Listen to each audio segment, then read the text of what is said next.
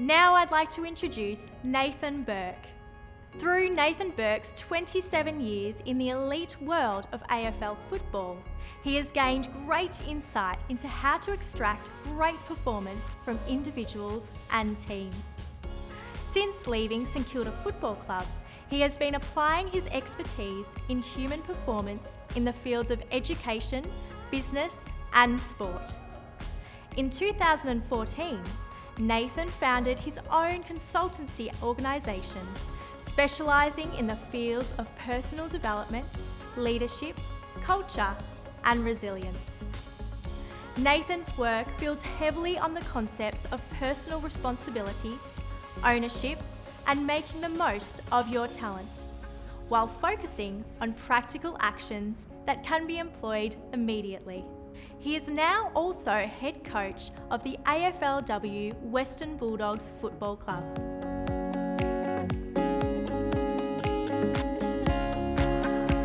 Hello everyone, Nathan Burke here. It's time to talk about reinvigorating your particular team or organisation.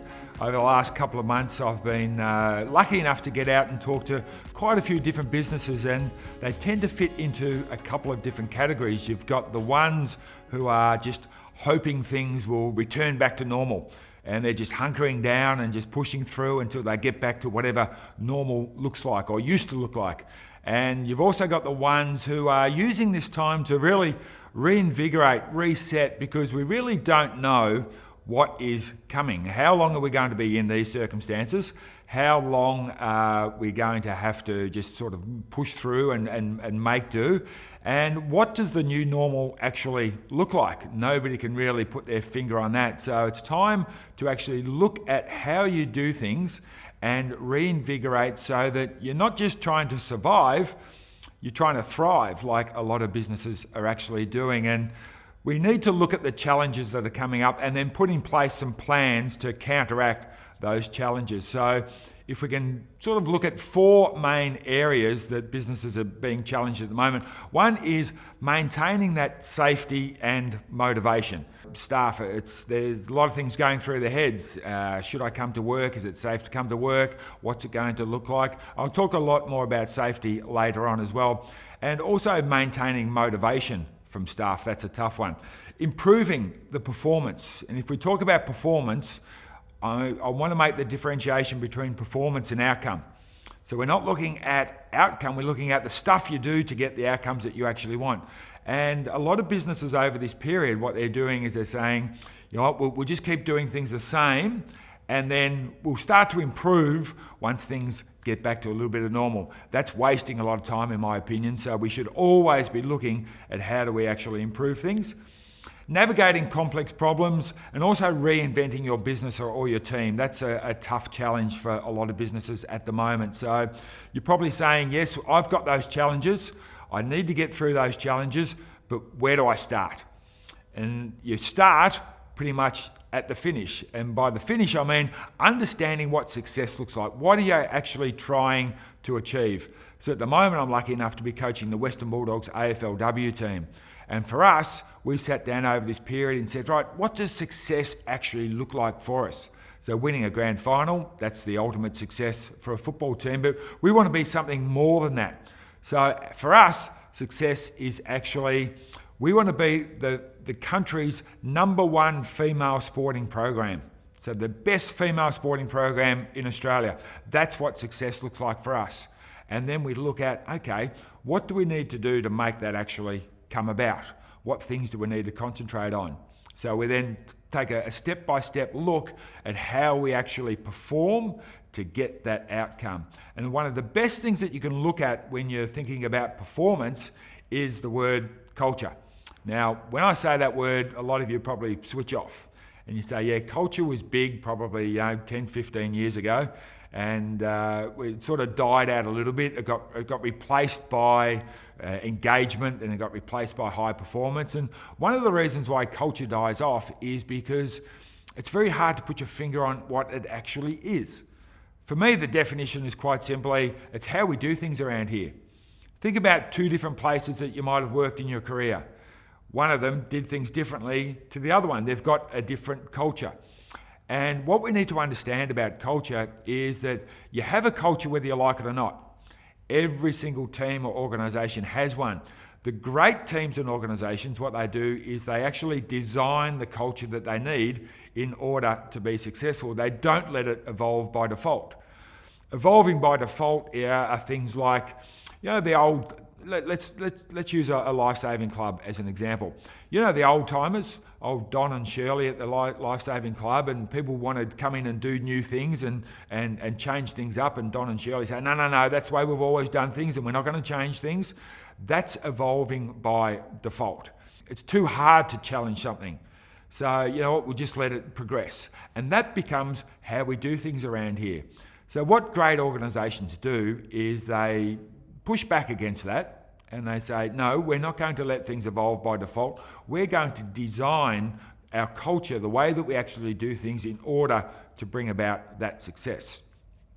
So at the Western Bulldogs, we've got our values and we've got our behaviours and things that we need to do as a club, a team, in order to bring about that success. So to break it down a little bit further for you, I've got 7 areas that, first of all, I want you to assess how you do things. Do these things, the way you do things at the moment, currently take you closer to success, or do they take you further away? And once you've actually assessed that, I call them levers. And what I want you to think about is, which of these particular levers do I need to pull that is going to reinvigorate, get us closer to that success? The first one is how you communicate. Businesses communicate really, really well. Everybody knows the information that they need to know. Other places use information and communication as a little bit of power. I know something, and I can't tell you what that is, but I want to let you know that I'm more important because I've got this information and you don't. Does everybody know what they need to know? Do we talk openly, honestly, and we communicate in a timely manner? They're all questions that you need to ask yourself. And the answer is no. Don't beat yourself up over it. Then think about how can we actually change that, because that might go a long way to reinvigorating your particular team. The next one are the systems that you use. When we looked at the Western Bulldogs, we found that one of our systems, which is our communication system, we probably had about 6 of them. We were using Facebook, we were using WhatsApp, we were using Strava, we were using Team Builder, we were using emails, we were using phones and text. So we had about 7 different forms of communication. That was a bad system. Things were getting lost in that particular system. So we pushed them all together into one particular app that we now use, and that has streamlined everything that in terms of communication and knowledge disbursement throughout our group. So how do your systems work? And systems can be everything from who gets rewarded and what for. At your life-saving club, how easy is it for people to actually join and become a member of your life-saving club? Do you have them in different languages for different people to actually sign up? So think about all the different systems that you actually use. Might be booking a system to actually take out some equipment. Does it help you or does it hinder you? Change your culture, change the system. The next one are the symbols. Now, symbols is a really important one, and it can be a bit of a fun one. Symbols can be everything from who are the heroes around the place? Who are the ones that we look up to around here? Is it old Don and Shirley, the old timers that have been here members for 40 years? Or is it the person who actually goes out of their way to help other people around the club? The one who hasn't even used that equipment, but you know what they'll do is they'll pitch in and they'll help clean and put away the equipment after everybody's used it. They're just always around to help other people. Are they the heroes around the place? You need to redesign the heroes if they aren't the right people. So take it away from the old timers, old Don and Shirley, and get these new people who help people, because that's the actual behaviours that we want to promote. Make them the heroes around the place. And other things like who gets a good car park out the front, that always tells me who's important, and those sorts of things. So they're really important aspects, subliminal aspects of your culture that you need to take control of. The next one is the structure. Is it a my way or the highway? I'm in charge and everyone does what I actually say? Or do we actually have levels of structure? I'm going to say, you know what, you're in charge of this area. That's your role and responsibility. I'm going to give you autonomy over that area. But you report to me, but these other people report to you. How does the structure work at your club? Does it need to change to reflect the actual operating systems of your club? The behaviours is an easy one. Behaviours is easy to change because you can actually recognise it. You can see it. You can say, you do that, you don't do that, and then make the necessary changes after that. So behaviours can be everything from turn up on time. Are we punctual around this place? Do we look after the facilities? Do we look after the equipment? Do we put things away? Do we ask people to put things away? Do we speak in a really polite manner to each other? If you can think of those things that I just mentioned and say, you know what, we don't actually do that. We've got a segment that don't put things away, that don't turn up on time. Well, reinvigorate, change those certain areas, because behaviours is a really observable one. Because when you get new people coming to your club, what they're going to be doing is they're going to say, I want to fit in around here. How do people behave? Because pretty soon I will follow those behaviours, and that's how cultures get perpetuated by new people coming in, and then they follow the same behaviours as the older people who have been there. So change the behaviours, make sure they are conducive to actually getting that success that you actually want. Mindset, I'll talk a little bit more about mindset later on, but mindset is a tough one to change. Is your club a can-do club? If somebody comes up with a new idea, are you more likely to say, you know what, let's have a crack at that. Let's see how it works. You know, what have we got to lose? Or are you more likely to say, you know what, we tried that 5 years ago. It didn't work then, so it's not going to work now. Where do you sit on that scale? Where do you want to sit? And then go about changing. And the last one is the leadership. What style of leadership do you actually have at your club? Because you need to understand that your leadership needs to be the right form of leadership for the people that you are leading, not the form of leadership that you just want to put out there. As an example, when I took over at the Western Bulldogs, I had a way that I thought I was going to conduct myself as a coach, and I had it all planned out.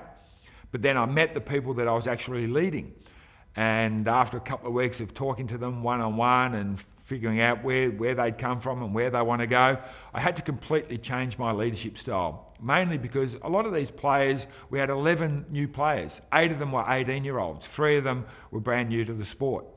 And I had a whole bunch of other ladies who were sort of in and out of the team over the last couple of years. They'd play a couple of games, play a bad one, go out of the team, come back in again, and their confidence wasn't very high.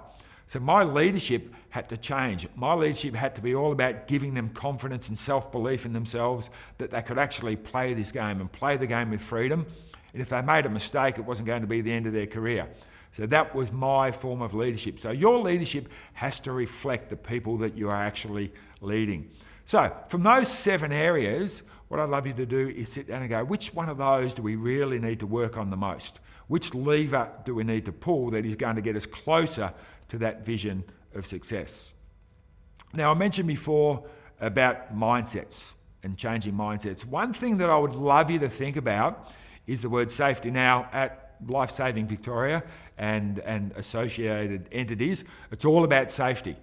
But the safety that I want to talk about is not necessarily the physical safety, it is the psychological safety. Now, the psychological safety is, to me, this could be the silver bullet. It could be the thing that gets you and your organisation to take a huge leap forward. And psychological safety is basically, it's the extent to which we feel able to show and express ourselves without fear of negative consequences. So to be able to be myself without thinking that, people are going to have a go at me, people are going to think I'm silly, people are going to say, no, that's a stupid idea. Imagine if you had everybody at your organisation or your club with that attitude. With the attitude of, you know what, I can be myself. I can put ideas out there. I can have a crack at things, and if they turn out great, if they don't, well, you know what, we'll learn from it, and then we'll keep going. Imagine if everybody had that attitude. Wouldn't that be fantastic? And that was the sort of attitude that I had to bring to the Western Bulldogs. At the moment, we're working a lot on physical safety because we've got our COVID-safe practices that we have to put in place. but it's also about that psychological safety that we need to put in place. Now, you're probably saying, okay, that's great. Psychological safety is super, super important, but how do I bring it about?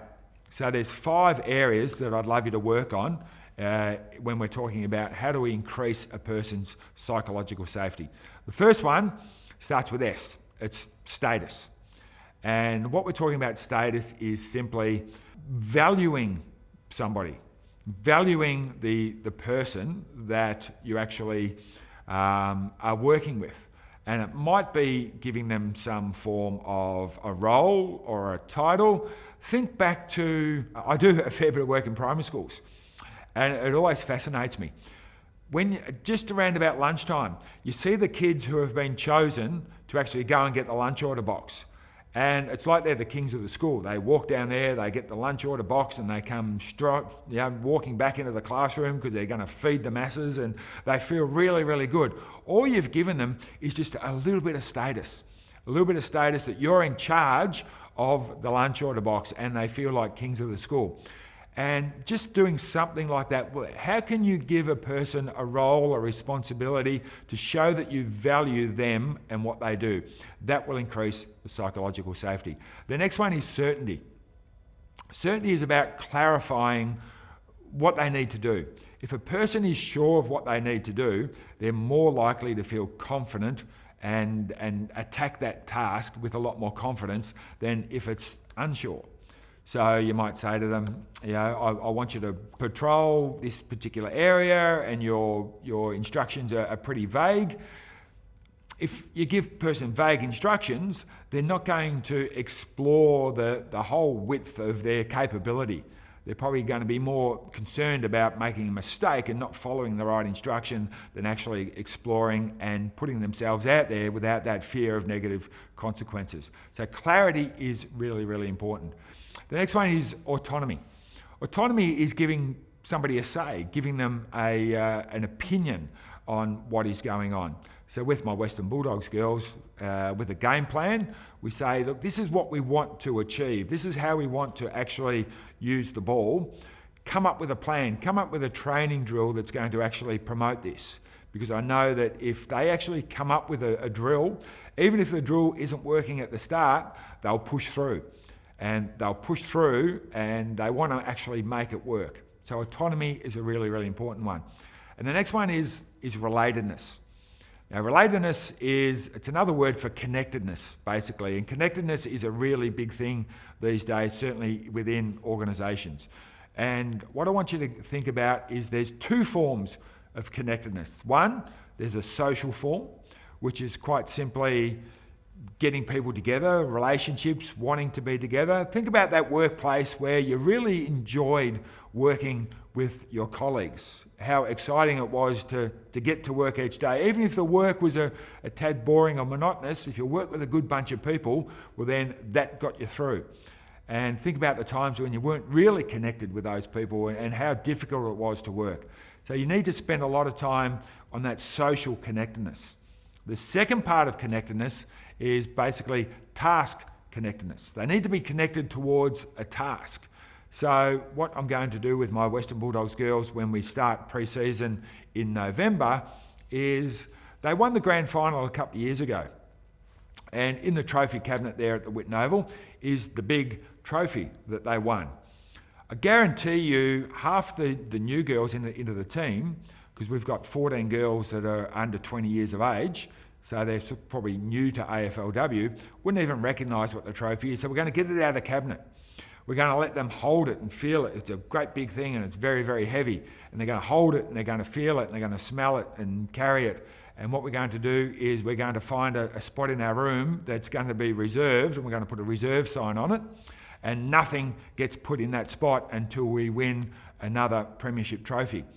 And what that's going to do, hopefully, is that's going to connect them all into a task. They're going to be connected into winning another one of those.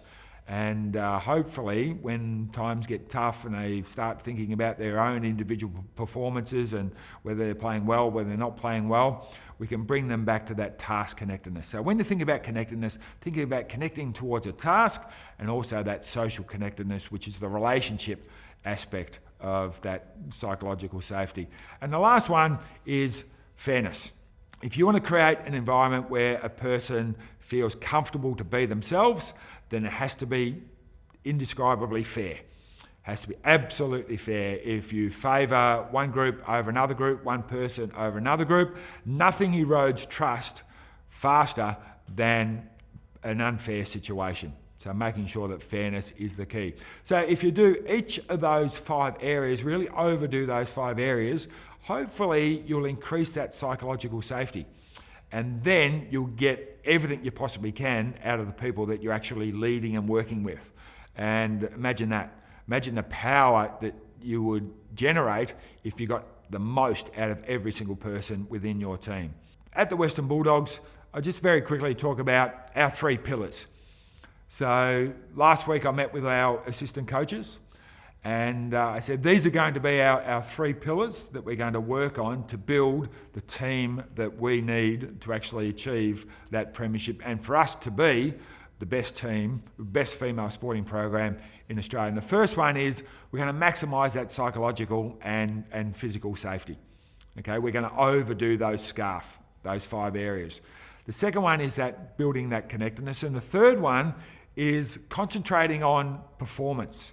Not necessarily outcomes, but performance. We have got a list of 30 players that not one of them has reached their potential yet. And as I said, we've got 14, 20 years or under out of a list of 30. That's a pretty young group. Imagine the potential and improvement we could get out of that group. So I want our coaches to focus on performance, getting people to be better at what they do. Not necessarily outcomes, but performance.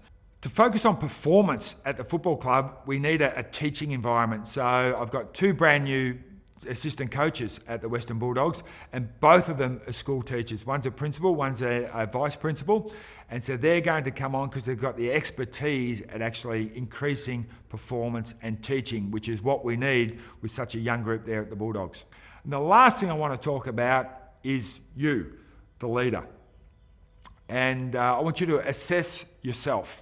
And even if you're not a leader, this is a really, really handy thing to do. Assess yourself. Think of the good habits that you've got. Great. If it's a good habit, keep it going. But if it's a bad habit, we need to change it. And we need to keep working on ourselves all the time, because if you're going to ask other people to work on themselves, and you're going to ask other people to be better, you have to lead the way, leading by example. And some of it might be changing some bad habits. And a bad habit might be just being really short-tempered at certain things. And when you get short-tempered at certain things, other people say, are they in a good mood today? If the answer is yes, well, they might come and ask you a question. If the answer is no, well, then they're probably not going to come and ask you a question. They might not engage you in something important. They might go away and make up something that might not be the way that you want it actually done. So that might be a bad habit that you get into, and you can linger in that bad mood. So we need to get ourselves out of those sorts of bad habits that don't help your leadership. And one way to do it is to identify what causes those habits to occur. So if it is somebody who is turning up late, somebody who doesn't put the equipment away, if that gets you into a really bad mood that lingers on far too long, we need to recognise that trigger. And then once we've recognised that trigger, we need to spot it, recognise it, and then say, okay, what's a new pattern? What do I actually want to do now when I recognise I'm in that state? So it might be, you know what, I'm not going to get angry when someone doesn't put something away. Instead of just yelling and screaming, because that's not getting the result that I want, what I'm going to do is I'm going to go and address that person. I'm going to calmly take them back, explain the reasons why they've done the wrong thing in a calm manner. I'm not going to blow up because other people will see that and then not come and engage with me. And then once I've done that, I'm going to reward myself. And I'm going to pat myself in the back It might be, you know what, I'm going to go grab a coffee, I'm going to go for a swim, whatever it may be. Reward yourself. And if we do that often enough, we follow that pattern, eventually we get the ability to actually change habits. Now, as a coach, I did have a bad habit of getting too involved with the umpires and too involved whether they were doing a good job or a bad job. And what I found was at the start of last season, it took me 2 games. And I'm not proud of this. It took me 2 games. After 2 games, I got a letter from the AFL saying that because I was talking to the umpire at half time, I've got a $2,000 suspended fine hanging over my head. If I do it again the rest of the season, it's going to cost me $2,000. That was my impetus. I needed to change. So what I needed to do was spot the habit when it was starting. And for me, the habit was when I saw a couple of bad decisions, I started to engage with the other people on the bench saying, oh, this umpire's no good. This umpire's screwing us. This umpire is terrible. And I'd engage with them. And eventually, when I wasn't getting the recognition from them, I would escalate.